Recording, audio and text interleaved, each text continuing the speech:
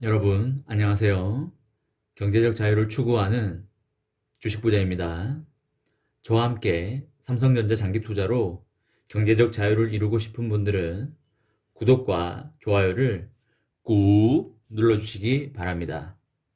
이번 시간에는 상속세, 삼성생명법, 지배구조 개편을 살펴보고 그것에 따른 삼성전자 주가 전망에 대해 알아보겠습니다.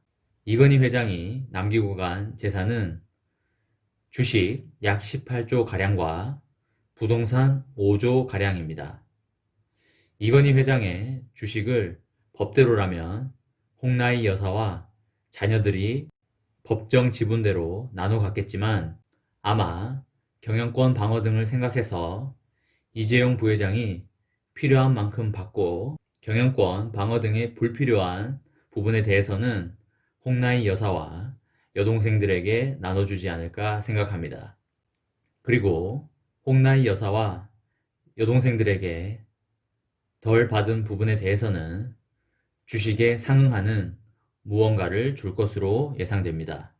상속세법에 의해 상속세율 50%에 할증을 20% 하고 공제할 거는 공제해서 내야 될 세금이 약 10조가량 됩니다. 이 10조를 어떻게 내야 하나에 대해서 말이 많습니다.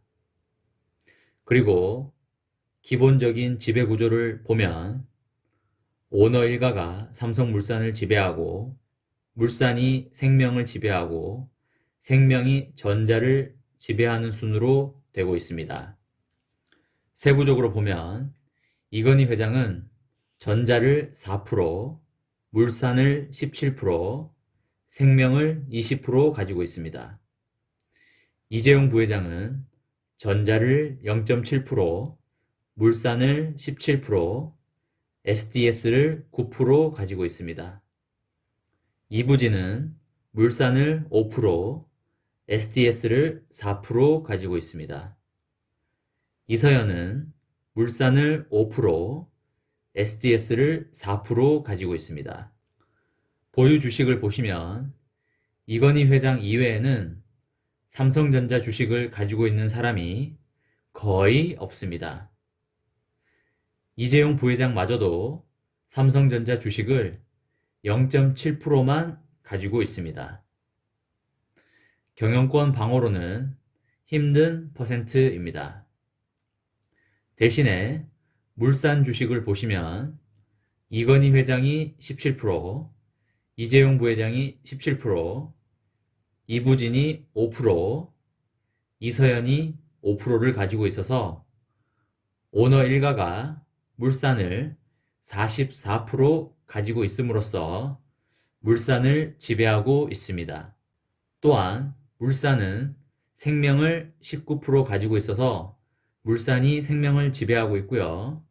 생명은 전자를 9% 가지고 있어서 생명이 전자를 지배하고 있습니다. 따라서 오너 일가가 물산을 지배하고 물산은 생명을 지배하고 생명은 전자를 지배하여서 결국 오너 일가가 전자를 지배하고 있습니다. 상속세 관련해서 삼성그룹이 지주사로 전환해서 상속세를 낸다. 아니면 현재처럼 비지주사 형태로 유지하면서 상속세를 낸다 라는 이야기들이 무성합니다. 우선 지주사로 전환한다는 의견에 대해서는 공정거래법 개정안 통과 시 지주사가 자회사의 지분 30% 이상을 확보해야 하기 때문에 당장에는 힘들어 보입니다. 물산을 지주사로 세우고 전자의 지분 30%를 확보하는 건 물리적으로 불가능에 가깝습니다. 전자가 340조짜리여서 100조 이상 물산이 마련해야 하기 때문에 물산이 100조를 마련하기란 불가능이라 보고 있습니다. 그리고 삼성생명법이라고 해서 보험사는 총 자산의 3%를 초과하는 주식에 대해서는 보유하지 못하고 또한 보유 주식의 가격 책정은 샀던 시점의 취득 원가가 아니라 가지고 있는 현재 시가로 한다는 법이 발의되었습니다. 삼성생명이 수십 년 전에 전자의 주식을 5,400억 정도 샀는데 그때 5,400억 주고 산 전자 주식이 지금은 60배가 올라 30조가 되어 있습니다. 삼성생명의 총 자산이 300조 정도 되는데 300조의 3%인 9조까지만 주식을 보유할 수 있고 그 외의 주식은 다 팔아야 합니다. 따라서 이 법이 통과가 되면 삼성생명은 지금 30조의 전자 주식을 가지고 있기 때문에 21조 원의 전자 주식을 팔아야 합니다.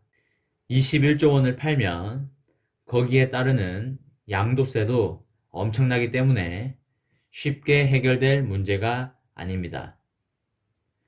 이렇게 되면 기존의 지배구조였던 이재용 부회장이 물산을 지배하고 생명을 지배하고 전자를 지배했던 게 지배력이 약화될 수 있습니다. 그래서 아마도 삼성생명법 개정안이 연기될 수 있다는 말도 나오고 있습니다. 상속세를 내기 위한 재원 마련에는 크게 6가지 방안이 있을 수 있을 것 같습니다. 첫 번째는 주식담보대출입니다. 오너 일가가 가지고 있는 주식을 담보로 해서 금융기관에서 돈을 빌리는 겁니다. 대기업 같은 경우 주식을 담보로 해서 1%에서 1% 중반대로 싸게 돈을 빌릴 수 있습니다. 다른 대기업들도 이렇게 주식을 담보로 해서 1% 중반대로 돈을 많이 빌리고 있습니다.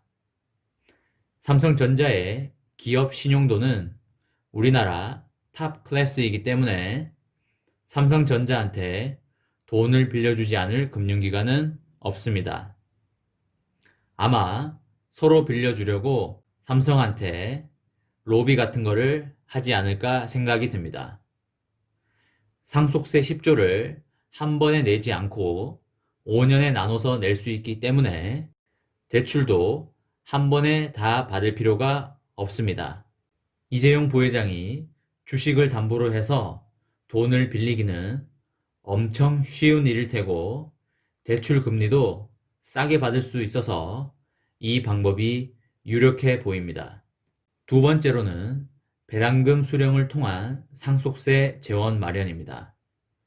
이건희 회장이 가지고 있던 주식을 누가 많이 받을지는 모르지만 아마도 이재용 부회장이 가장 많이 받을 걸로 예상이 됩니다. 이건희 회장이 많이 가지고 있었던 전자와 물산의 주식이 이재용 부회장이 받기 때문에 이재용 부회장은 전자의 배당금과 물산의 배당금을 이전보다 훨씬 많이 받게 됩니다. 따라서 전자의 배당금과 물산의 배당금을 많이 받으려고 할 겁니다. 따라서 내년에 삼성전자의 특별배당 지급은 거의 확정적이라고 보여지고요. 정기배당의 배당률도 높아질 가능성이 높아 보입니다. 세 번째는 가지고 있는 주식 지분의 매각입니다. 주식 처분으로 인한 현금으로 상속세 충당에 가능은 하겠지만 주식 지분 매각은 좀 가능성이 낮아 보이는 건 사실입니다. 네 번째로는 이건희 회장이 2014년 병상에 누운 이후 2020년까지 받아온 배당금 수령액입니다. 이건희 회장이 6년간 받은 배당금 금액이 아주 큰 액수로 알려져 있습니다. 이 금액도 상당 부분 상속세 납부에 쓰이지 않을까 생각합니다. 다섯 번째는 이건희 회장이 보유한 부동산입니다. 부동산 보유액이 약 5조에 이른다고 합니다. 일부 매각하여 상속세에 충당할 수도 있지 않을까 생각합니다. 여섯 번째는 기존의 오너 일가의 현금 보유액으로 상속세 일부를 충당할 수 있지 않을까 생각합니다. 이번 시간에는 상속세, 삼성생명법, 지배구조 개편을 살펴보고 그것에 따른 삼성전자 주가 전망에 대해 알아보았습니다. 결론적으로 이재용 오너 일가가 상속세 10조 마련에는 크게 문제가 없어 보입니다. 충분히 그 금액을 만들 수 있을 거라 보여지고요. 그리고 이재용 부회장이 이건희 회장의 주식을 거의 받을 걸로 예상되는 만큼 전자와 물산의 배당을 좀 더 확대하지 않을까 생각이 됩니다. 내년 삼성전자의 특별 배당도 거의 확실시 된다는 의견의 말씀을 드립니다.